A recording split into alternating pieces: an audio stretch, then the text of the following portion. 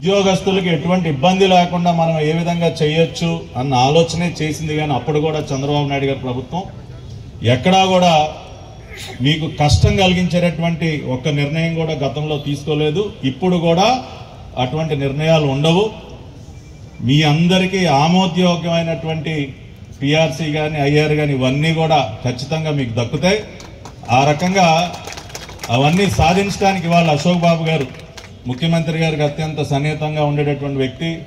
అదేవిధంగా విద్యాసాగర్ గారు, ఇక్కడ విద్యాసాగర్ గారి గురించి ఇందాక మాట్లాడుతూ ప్రస్తుత ప్రభుత్వానికి అత్యంత సన్నిహితులు అన్న ఒక మాట కూడా వస్తూ ఉంటుంది. కానీ నేను ఒకటి చెప్తా ఉన్నా, విద్యాసాగర్ గారు ఎప్పుడు కూడా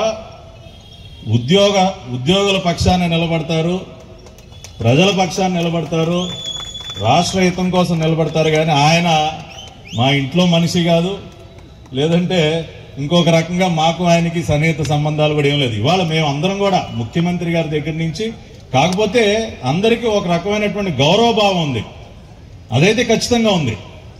ఎందుకు అంటే ఆయన రాష్ట్రం గురించి, రాష్ట్ర ప్రజల గురించి,